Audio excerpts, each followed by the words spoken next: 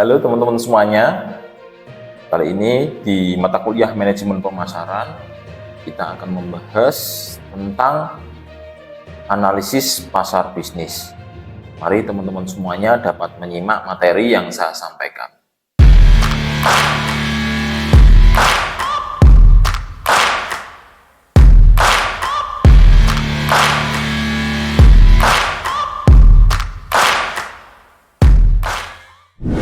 Oke, yang pertama, apa sih organizational buying atau pembelian organisasi itu? Secara sederhana, bahwa itu proses pembelian antar institusi ataupun perusahaan untuk memperlancar proses produksi baik barang maupun jasa. Jadi antar institusi dengan institusi yang lain itu melakukan pembelian. Oke, di dalam proses pembelian organisasi karena membeli pada institusi yang lain, membeli produk maupun jasa, barang maupun jasa, perlu adanya 3 kegiatan sebelum kita memutuskan untuk membeli produk dan jasa ke institusi yang lain, yaitu kegiatannya adalah mengidentifikasi terlebih dahulu, kemudian dievaluasi dan memilih mana pemasok atau perusahaan institusi yang akan kita beli.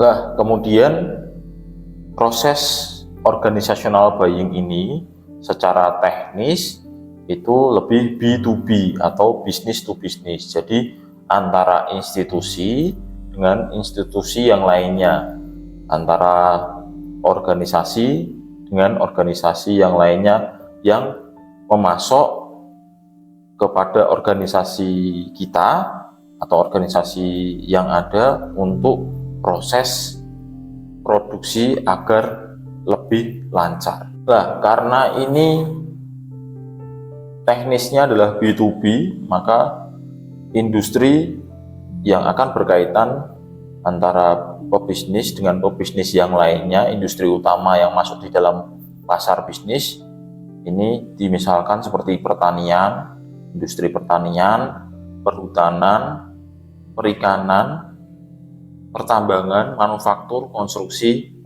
transportasi, komunikasi, perbankan, keuangan, asuransi, distribusi, dan pelayanan atau jasa yang lainnya. Nah, ini merupakan industri utama yang ada di dalam pasar bisnis. Nah, kemudian ini apa sih perbedaan antara pasar bisnis dengan pasar konsumen? Nah, di dalam pasar bisnis ini pembeli akan lebih sedikit, tetapi lebih besar karena sifatnya bisnis to bisnis. Beda halnya dengan pasar konsumen. Kalau pasar konsumen pasti pembelinya akan lebih besar, lebih banyak, karena itu berkaitan dengan langsung dengan konsumennya.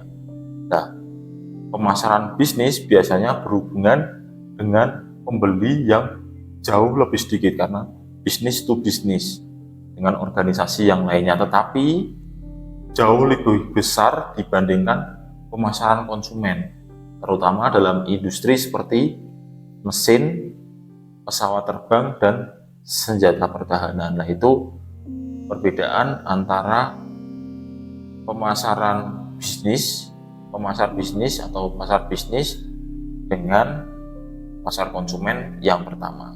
Oke, selanjutnya perbedaan lainnya antara pasar bisnis dan pasar konsumen. Nah, di sini hubungan akan tertutup antara supplier ataupun pemasok dan juga pelanggan, karena di sini berbasis pelanggan yang lebih kecil, serta pentingnya pelanggan akan lebih besar. Jadi pengaruh pelanggan itu akan lebih besar karena pelanggan yang lebih kecil di sini. Nah, diharapkan pemasok itu dapat menyesuaikan penawaran yang mereka berikan kepada organisasi yang akan membeli produk atau layanan mereka. Jadi hubungannya akan lebih tertutup antara pemasok atau supplier dengan pelanggan. Kemudian yang ketiga, perbedaan antara pasar bisnis dan pasar konsumen. Di sini pembelian harus lebih profesional karena mewakili organisasinya.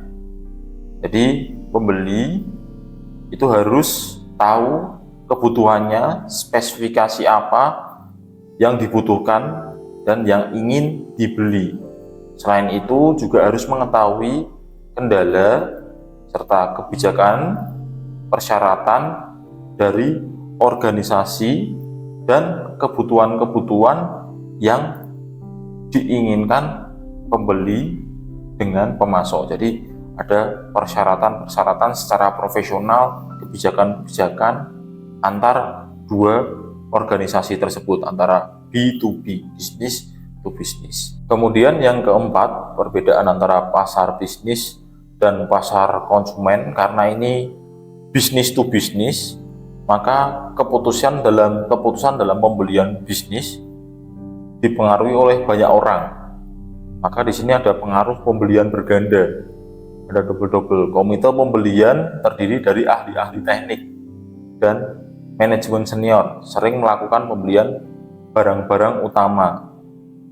Pemasar bisnis harus mengirimkan perwakilan penjualan dan tim penjualan yang terlatih untuk menghadapi pembeli yang terlatih. Karena ini skalanya besar, lebih besar daripada pasar konsumen.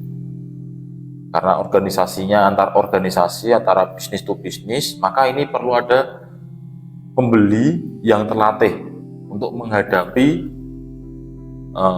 pemasok atau organisasi yang lain. Nah, itu pengaruh pembelian berganda. Kemudian perbedaan yang lainnya di sini ada aktivitas marketing call atau panggilan penjualan. Nah, ini penjual harus lebih sering melakukan aktivitas marketing call karena organisasi yang menjual itu harus aktif terus-menerus menawarkan produknya ke organisasi yang lain, dan itu dilakukan kegiatan marketing direct selling atau langsung menjual langsung, dan lebih intens di sini, lebih sering, yaitu dengan cara menelpon atau mengajukan proposal, bertemu secara langsung ke organisasi yang lainnya. Kemudian selanjutnya ini ada permintaan turunan, yaitu permintaan atas barang bisnis benar-benar berasal dari permintaan atas barang konsumsi. Nah, itu di situ para pemasar bisnis antara organisasi dengan organisasi yang lain itu harus memantau pola pembelian konsumen. Jadi antara pebisnis itu, antara organisasi dengan pemasok itu harus memantau pola pembelian konsumen akhir. Kemudian selanjutnya adalah ini permintaan inelastis, di mana permintaan total atas berbagai barang dan jasa dari pebisnis itu bersifat tidak elastis, yang artinya tidak banyak dipengaruhi oleh perubahan harga. Ini permintaan inelastis. Kemudian permintaan juga berfluktuasi, naik turun. Jadi dari pasar bisnis ini, permintaan akan barang dan jasa cenderung lebih tidak stabil dibandingkan pasar konsumen. Jadi itu perbedaan pasar bisnis dan pasar konsumen mengenai permintaan yang berfluktuasi, kemudian pembeli yang terkonsentrasi secara geografis.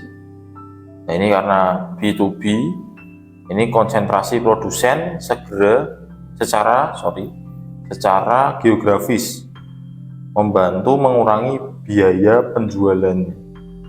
Nah, ini pada saat yang sama pemasar bisnis harus mengamati perubahan regional dalam industri tertentu.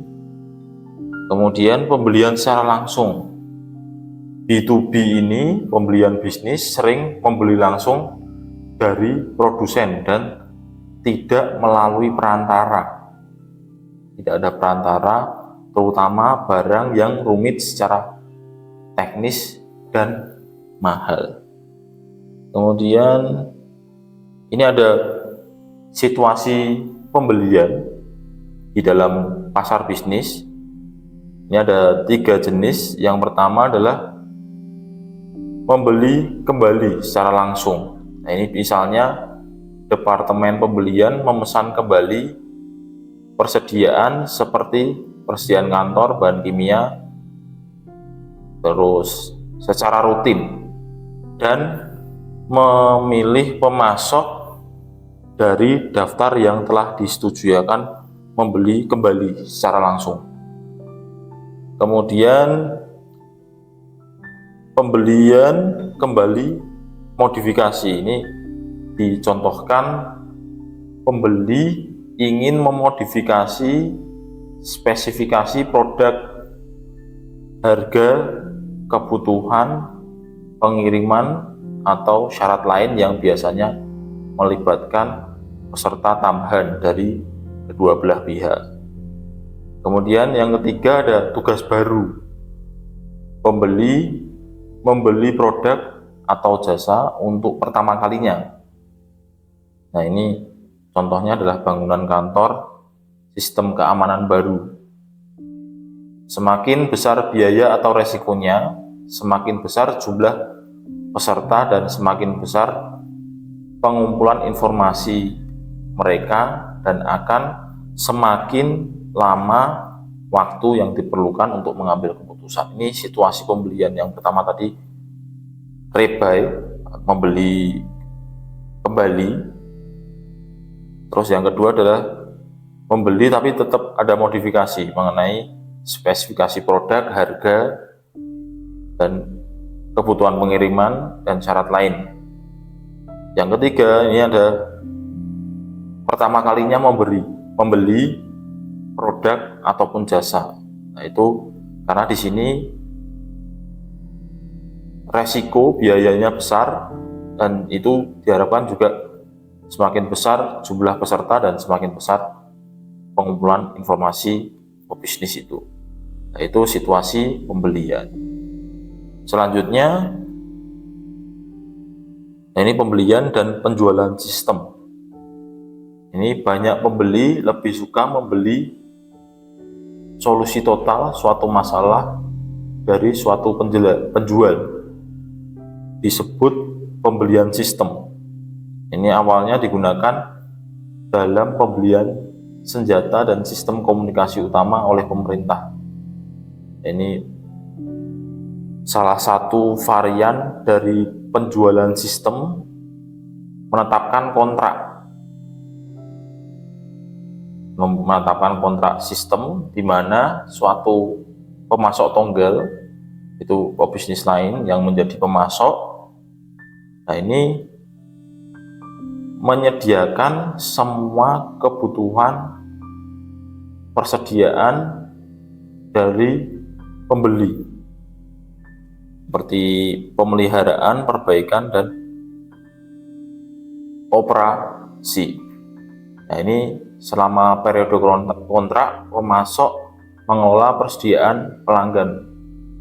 Nah, ini seperti oli Shell, ini mengelola persediaan minyak, dan banyak pelanggan bisnisnya, dan mengetahui kapan pelanggan bisnis memerlukan pengisian ulang oli. Itu biasanya di dalam pelanggan yang harus ganti oli, itu ada berapa kilometer ketika harus mengganti oli. Nah, itu dimisalkan. Kemudian penjualan sistem merupakan strategi pemasaran industri kunci dalam mengajukan penawaran atau membangun proyek industri skala besar. Nah, ini contoh seperti bendungan, pabrik baja, sistem irigasi, sistem sanitasi, pemipaan, utilitas, dan bahkan kota baru. Nah, ini di Indonesia baru ada ibu kota Nusantara. Nah, ini termasuk dalam penjualan sistem. Nah, ini ada pelaku. Tuh, siapa saja yang ada di dalam proses pembelian bisnis. Nah, seorang pelaku yang ada di proses pembelian bisnis ini akan berkumpul atau terpusat di buying center. Nah, di sini semua pelaku-pelaku itu akan berinteraksi di situ. Nah, ini pusat pembelian itu terdiri dari semua individu dan kelompok yang berpartisipasi dalam proses pengambilan keputusan pembelian yang memiliki beberapa tujuan yang sama dan resikonya. Berikut dengan resikonya yang timbul, karena di dalam pembelian itu pasti ada resiko yang timbul dari keputusan tersebut. Ini siapa saja yang ada di dalam proses pembelian atau pelaku dalam proses pembelian bisnis. Nah, yang pertama adalah inisiator. Di sini pengguna atau orang lain dalam organisasi yang meminta pembelian sesuatu. Nah, itu disebut dengan inisiator.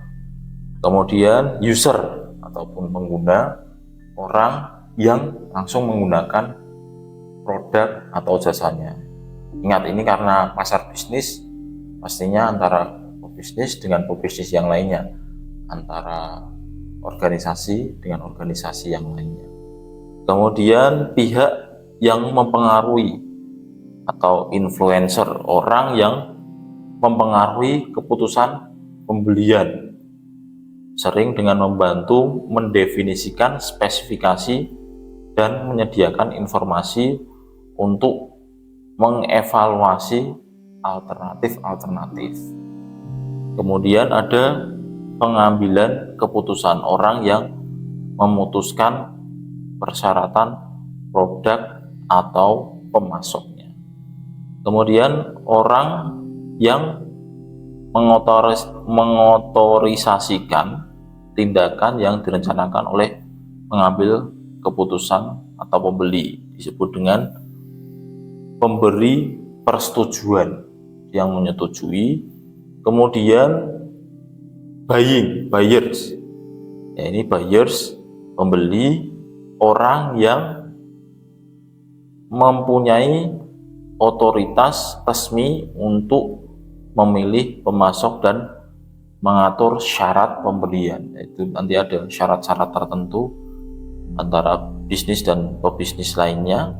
Kemudian penjaga gerbang, orang yang mempunyai kekuatan untuk mencegah penjual atau informasi agar tidak menjangkau anggota pusat pembelian, yaitu pelaku di dalam proses pembelian suatu bisnis. Selanjutnya di sini ada penentuan target dari pusat pembelian atau buying center. Itu yang pertama, untuk membidik usaha atau membidik usaha perusahaan ya dengan tepat, pemasar bisnis ini harus mengetahui siapa peserta utama dalam pengambilan keputusan. Kemudian apa keputusan yang mereka pengaruhi, sejauh apa pengaruhnya. dan apa kriteria evaluasi yang digunakan. Itu untuk penentuan target buying center, pembelian pusat atau pusat pembelian. Nah, ini kemudian penjual kecil biasanya berkonsentrasi untuk menjangkau influencer kunci. Nah, ini penjual besar melakukan penjualan multi level yang mendalam untuk menjangkau peserta sebanyak mungkin. Kemudian proses pembelian atau pengadaan. Nah, ini recruitment. Itu tugas pemasar itu adalah membuat penawaran yang menguntungkan, yang menghantarkan nilai pelanggan yang unggul kepada pembeli sasaran. Jadi bagaimana pemasok atau pelanggan itu bisa lebih nyaman di situ, karena ada rasa saling menguntungkan, penawaran yang lebih menguntungkan.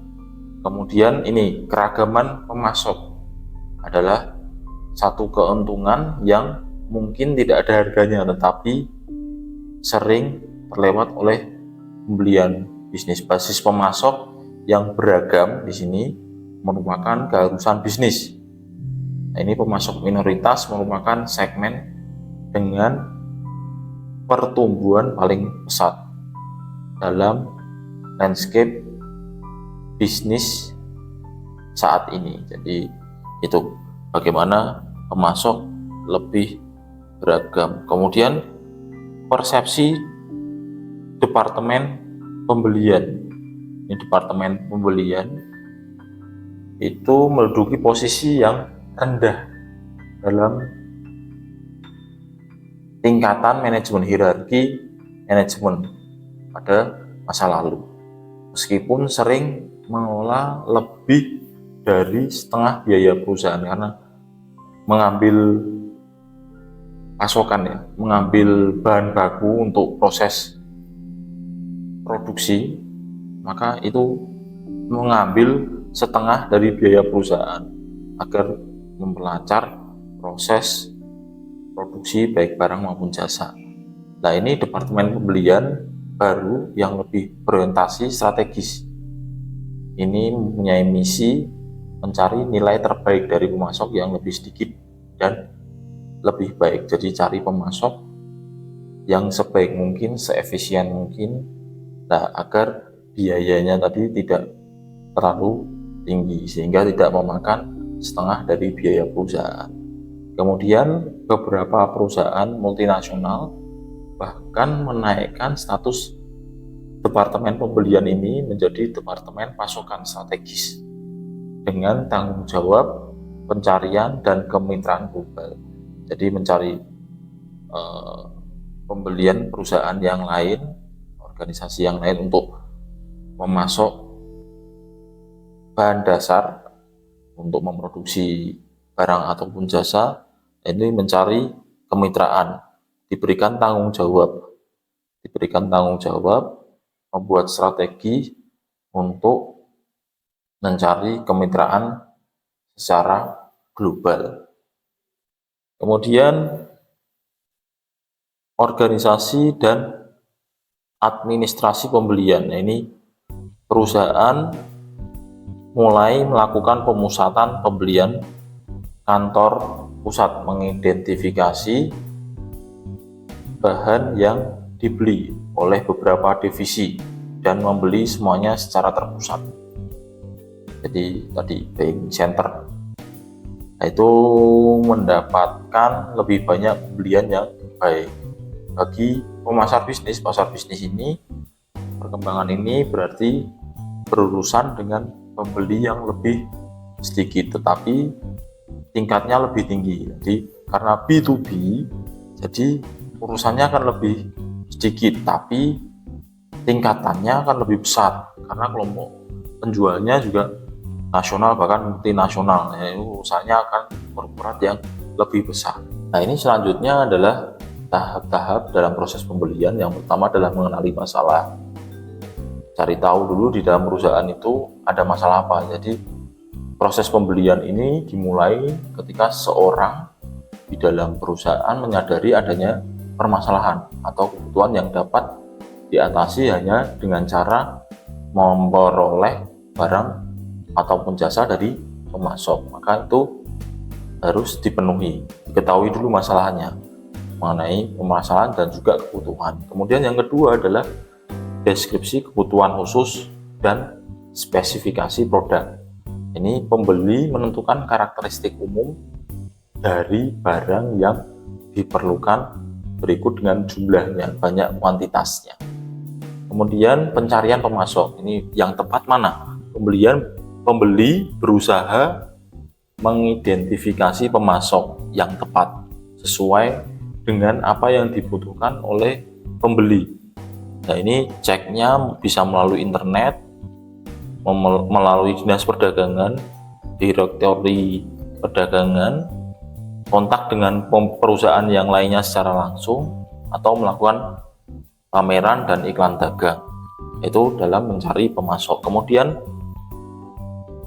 mengumpulkan proposal-proposal yang ada. Ini pembeli mengundang pemasok tadi dari pencarian pemasok untuk membuat sebuah proposal. Kemudian pembeli mengundang pemasok yang lolos untuk menyerahkan proposal. Jika barang yang dicari kompleks atau mahal, pembeli akan meminta proposal tertulis yang rinci dari setiap pemasok tersebut, dari pengumpulan atau pencarian pemasok tadi. Kemudian pemilihan pemasok atau vendor. Sebelum memilih pemasok, di sini pusat pembelian buying center akan menyebutkan atribut pemasok yang diinginkan dan menunjukkan mana yang menjadi prioritas. Kemudian spesifikasi pesanan rutin. Ini setelah memilih pemasok, pembeli menegosiasikan pesanan akhir, membuat daftar spesifikasi teknis, jumlah yang diperlukan, waktu pengiriman yang diharapkan, kebijakan, jaminan, dan seterusnya. Kemudian baru tinjauan kinerja. Di situ harus mengetahui, pembeli harus ngecek apakah sudah sesuai dengan apa yang diharapkan. Nah, itu tahapan-tahapan dalam proses pembelian di dalam pasar bisnis, Oke, mungkin itu apa yang bisa saya sampaikan di mata kuliah manajemen pemasaran kali ini tentang menganalisis pasar bisnis. Tadi diawali dengan kita mengetahui apa sih pembelian organisasi itu atau organizational buying, kemudian perbedaan antara pasar bisnis dan pasar konsumen, terus situasi membeli untuk membeli bisnis itu akan berbeda, terus siapa saja peserta dalam proses pembelian bisnis, terus kemudian tadi yang terakhir bagaimana proses pembelian atau tahapan-tahapan dalam proses pembelian ataupun pengadaan. Mungkin cukup untuk pertemuan kali ini. Semoga apa yang saya sampaikan dapat bermanfaat. Sekian dari saya. Terima kasih.